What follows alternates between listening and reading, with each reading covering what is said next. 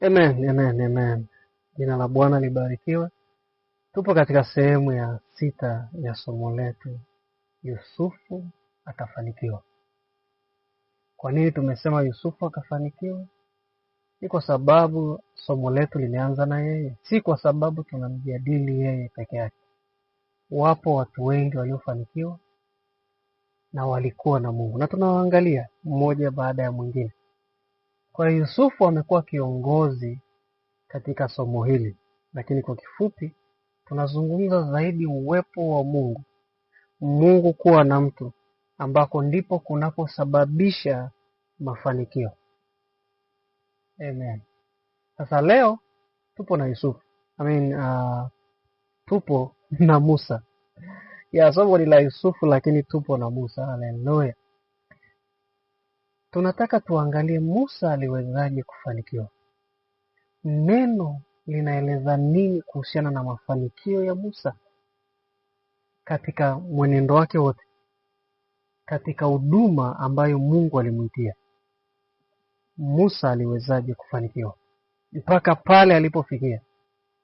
Mafanikio yalianzia wapi? Amen. Okay, kama wengine walivyofanikiwa, Yusufu alikuwa na Mungu katika utumwa, katika kuwa mfungwa, na mwisho wa siku akawa kiongozi wa Misri baada ya Farao. Kutoka Farao anafuata Yusufu. Lakini pia tukamuona Isaka akiwa kwenye njaa, kwenye ukame. Mungu alikuwa pamoja na yeye. Kwa hiyo kipindi cha njaa na ukame, Isaka aliweza kulima na kupata mavuno. Kwa nini? Kwa sababu Mungu alikuwa pamoja naye, Mungu akambariki. Kwa hiyo baraka za Mungu zinafanya kazi kwa sababu Mungu yuko pamoja na mtu. Amen. Sasa hebu tupitie, tuanze kumwangalia Musa katika huduma yake, katika kile kitu ambacho Mungu alimwitia, aliwezaje kufanikiwa. Tuanze kitabu cha Kutoka mlango wa 3. Hapo ndio safari ya Musa na Mungu inaanza. Kwa tutasoma hapo mstari wa kwanza mpaka 12, mstari wa 12 utakuwa una majibu yetu. Amen. Okay, Kutoka 3 kuanzia mstari wa kwanza. Basi huyo Musa alikuwa akilichunga kundi la Yethro mkwewe, kuhani wa Midiani. Akaliongoza kundi nyuma ya jangwa, akafika mpaka mlima wa Mungu hata Horebu. Malaika wa Bwana akamtokea katika mwali wa moto uliotoka katikati ya kichaka. Akatazama, na kumbe kile kichaka kiliwaka moto, nacho kichaka hakikuteketea. Musa akasema, nitageuka sasa niende nione kioja hiki, kwa nini kichaka hiki hakiteketei? Bwana alipoona kuwa ameenda ili atazame, Mungu akamwita kutoka katikati ya kile kichaka. Akasema, Musa, Musa. Akaitika, mimi hapa. Naye akasema, usikaribie hapa, vua viatu vyako miguuni mwako, maana mahali hapa unaposimama ni mahali patakatifu. Tena akasema, mimi ni Mungu wa baba yako, Mungu wa Abrahamu, Mungu wa Isaka na Mungu wa Yakobo. Musa akafunika uso wake, kwa maana aliogopa kumwangalia Mungu. Bwana akasema, hakika nimeyaona mateso ya watu wangu walioko Misri, nami nimesikia kilio chao kwa sababu ya wasimamizi wao, maana nayajua maumivu yao. Nami nimeshuka ili niwaokoe kutoka kwa mikono ya Wamisri, niwapandishe kutoka nchi ile, yani ya utumwa, hadi nchi njema, kisha pana nchi tiririkayo maziwa na asali, hata mahali pa Mkanani na Mhiti na Mwamori na Mperizi na Mhivi na Myebusi. Na tazama, kilio cha Waisraeli kimenifikia, tena nimeyaona hayo mateso ambayo Wamisri wanawatesa. Haya basi, nitakutuma sasa kwa Farao ili upate kuwatoa watu wangu hao, wana wa Israeli, wana wa Yakobo, katika Misri. Musa akaambia Mungu, mimi ni nani hata niende kwa Farao nikawatoe wana wa Misri, wana wa Israeli watoke Misri? Akasema, bila shaka mimi nitakuwa pamoja na wewe, na dalili ya kuwa nimekutuma ndio hii: utakapokuwa umekwisha kuwatoa hao watu katika Misri, mtamwabudu Mungu katika mlima huu. Haleluya. Amen. Kwa hiyo wito wa Musa ni kuwatoa taifa la Israel kutoka utumwani. Kwanza hakukuwa na taifa linaloitwa Israel. Amen. Kwa hiyo lilizaliwa taifa la Israel pale Misri, utumwani. Kwa hiyo watoto wa Yakobo walipoongezeka, walipozaliana, wakawa wengi kiasi kwamba wakatengeneza taifa. Kwa hiyo taifa limezaliwa utumwani. Sasa baada ya taifa kuzaliwa, miaka 400 ikapita, ile miaka ambayo Mungu alikuwa ameiandaa kwa ajili ya kulitengeneza hili taifa, lakini utumwani. Mungu anakuja kuwatoa miaka 430 baadaye, kwa sababu kuna kosa Musa alifanya. Musa alitoroka, kwa hiyo kasababisha wakakaa utumwani zaidi, miaka mingi zaidi. Amen. Okay. Kwa hiyo Musa anaambiwa na Mungu, sasa nataka kuwatoa, niko tayari kuwatoa, wamelia, wameumia, wameteseka, ninataka kuwatoa. Ingekuwa ni mimi naambia Mungu, haleluya, kawatoe. Amen. Lakini Mungu anasema hivi, anamwambia Musa, nenda, ninakutuma wewe ndo uende. Musa akiangalia lile taifa, akiangalia wale watu, akiangalia mazingira ya utumwa, anaona no. Haiwezekani mimi kwenda kuwatoa hawa watu. Haiwezekani. Kwa hiyo mimi ni nani? Mimi sio Mungu.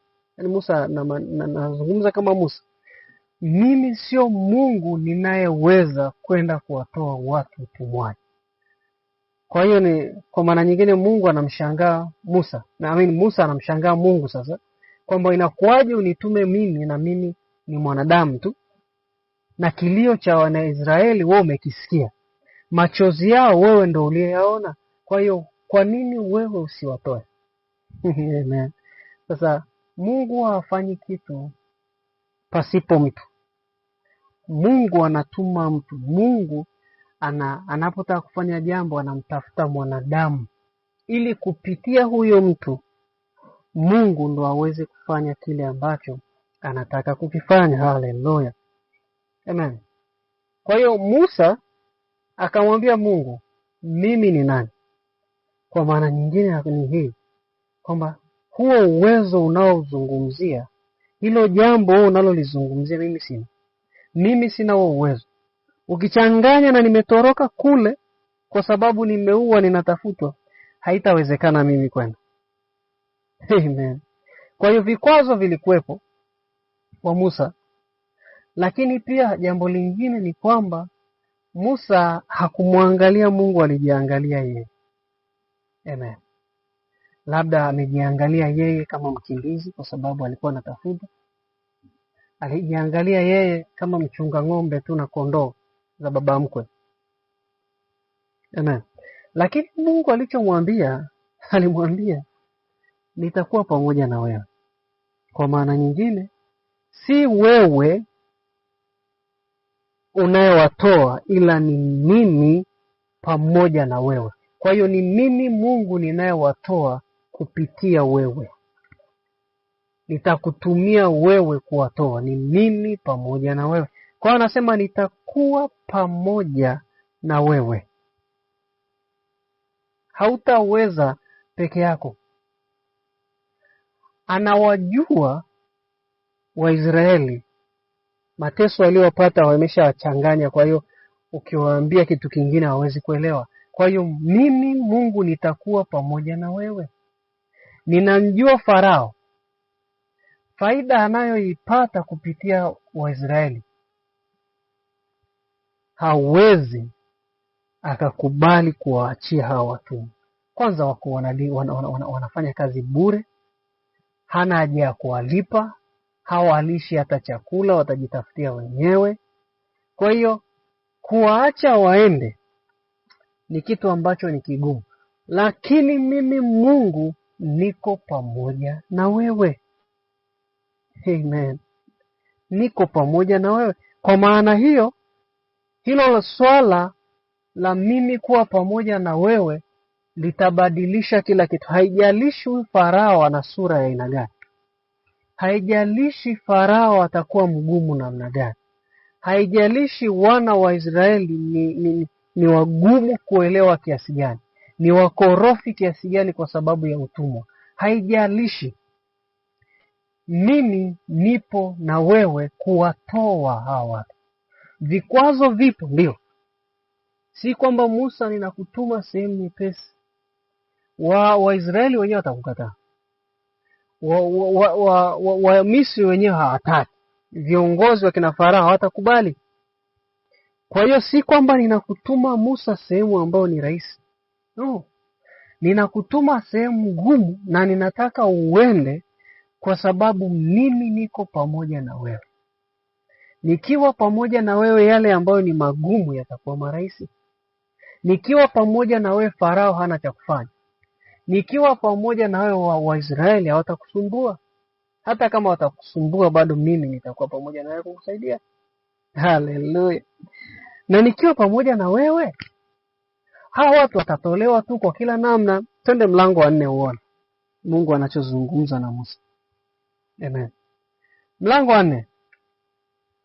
Musa akajibu, mstari wa 1 akasema, lakini tazama hawataniamini wala hawataisikia sauti yangu, kwa maana watasema Bwana hakukutokea. Unajua hicho alichozungumza Musa ni kweli.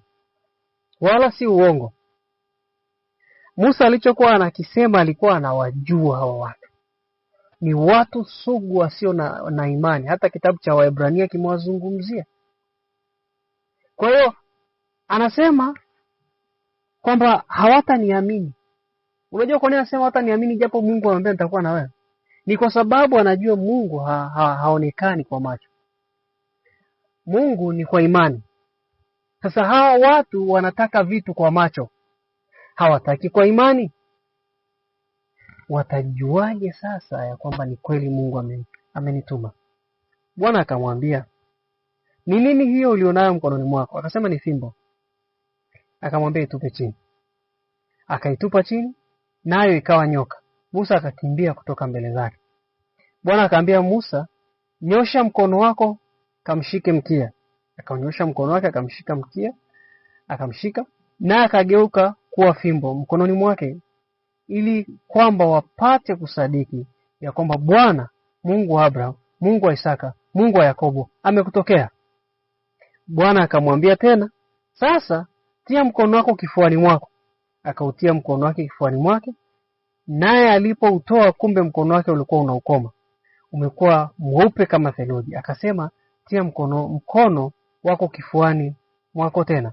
Akautia mkono wake kifuani tena, na alipoutoa kifuani mwake kumbe umerudi hali yake ya mwili wake.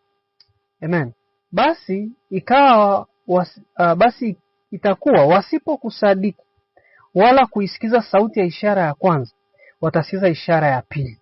Kisha itakuwa wasipoamini hata ishara hizo mbili wala kuisikiliza sauti yako, basi yatwae maji ya mtoni uyamwage juu ya nchi kavu, na yale maji utakayomwaga yatakuwa damu juu ya nchi kavu. Haleluya. Amen. Hivi vitu vyote ambavyo Musa alikuwa analalamikia, Mungu alikuwa anavijua. Kwa hiyo Mungu hajawa surprised na Musa kwamba sasa tufanyeje ili waamini. No. Ishara, maajabu na miujiza itakuwepo kwa sababu mimi nitakuwa pamoja na wewe. Ndio uzuri wa Mungu kuwa na wewe. Linapokuja swala la kwamba unahitajika muujiza, Mungu ambaye yupo na wewe atafanya.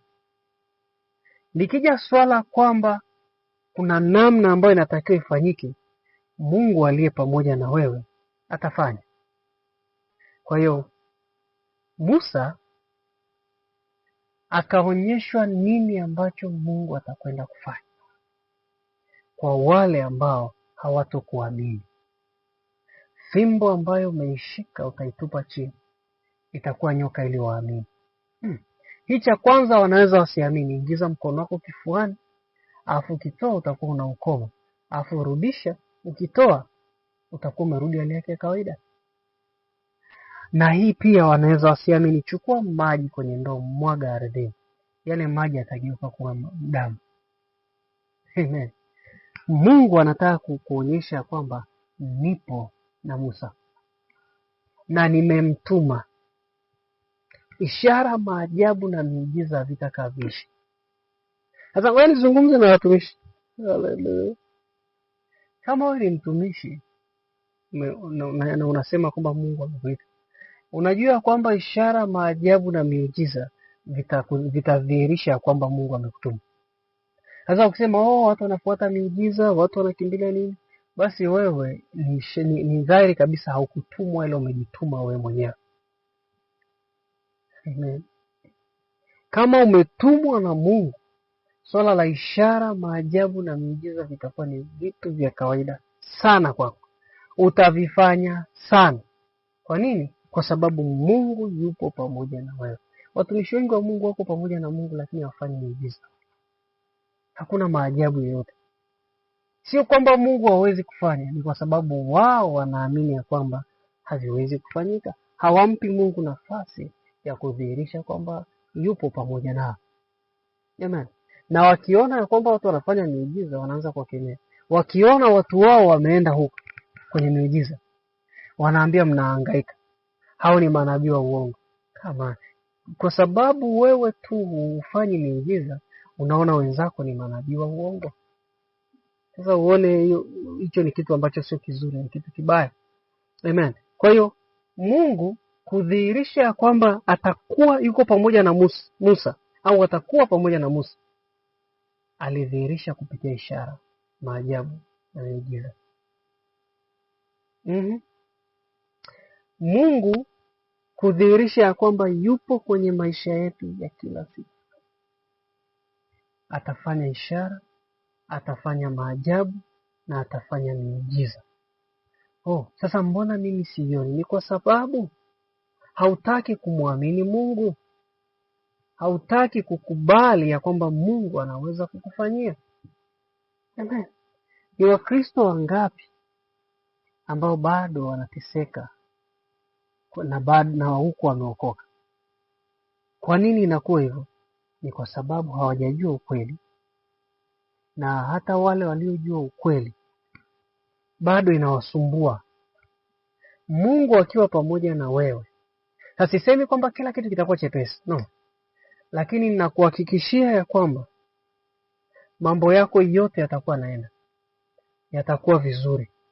Kila kitu kitafanikiwa. Pale ambapo unahitajika muujiza, Mungu ambaye yuko pamoja na wewe atahakikisha muujiza umepatikana. Muujiza umefanyika. Amen. Pale ambapo inahitaji maelezo, Mungu yupo atakutetea na kuhakikisha kwamba watu wanaelewa. Watu wanakutambua. Watu wanakujua. Kwa nini? Kwa sababu Mungu yupo pamoja na wewe. Sasa tufanye hivi. Tunataka na tunapenda kuona ishara, maajabu na miujiza ya Mungu. Cha kwanza kabisa ni kukubali ya kwamba Mungu yupo pamoja na mimi. Jambo la pili,